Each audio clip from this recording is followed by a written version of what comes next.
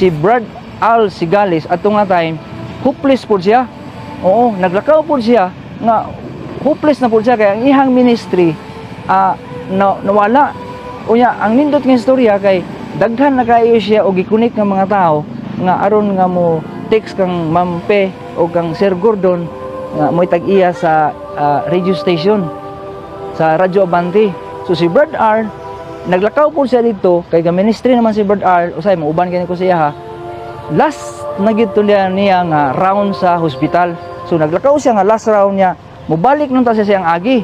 Ya ako po kay gikan ko sa Pikas Hospital nakunik siya nga kung ang akong anak di ay kung wala po siya na dinggi ang isa dili ko makagawas, dili may magkita sa dalan kay naaraman siya sa gawas niya.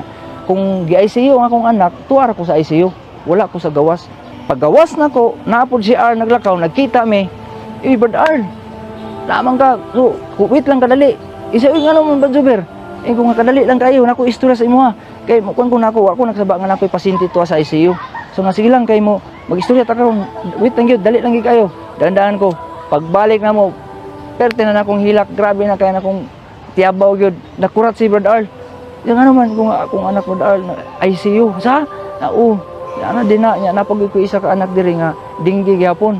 Pero Brad R, ang nahitabo Brad R kay nagsaad ko nga kanang muhatag ko og kwarta sa magwali niya. Ikaw mo gid ako nakitaan. Para gid ni sa imo kay ikaw gid ako nakitaan. So ako ni ihatag Brad R. Siya mo ba Jubir? Kung dili kay may adto nga time ang mong prinsip dili pa kay hugot o dili pa kayo ko. Ako ni ihatag Brad R niya atong si Sir Gordon ug si Mampi. Nya kanus aman ko nga ugma na lang kay ugma pa man ang kwarta.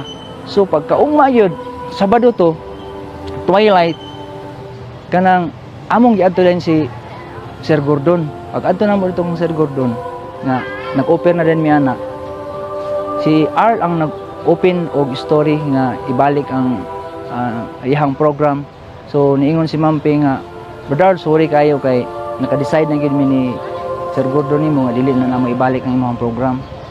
So wala hopeless kay mi mutong last ni attend ko nagsulti ko sa akong nahitabo sa akong anak nga naa dito sa ospital niya. Ako yung gihan siya ang 50,000 ko. Sir, dili ba ni sa bayad sir ha? Ako lang gining siyang ipahinungod sa imo ha sir.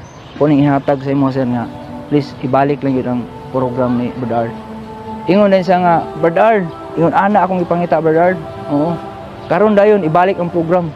Pero Jo, dili ko kadawat sa imong kwarta. Iya kong gianaan. Dili ko kadawat sa imong kwarta ana. Di ko makaakog dawat ana nga imong anak to sa ospital niya. Ako pag yung nang dawaton. Ibalik imong program.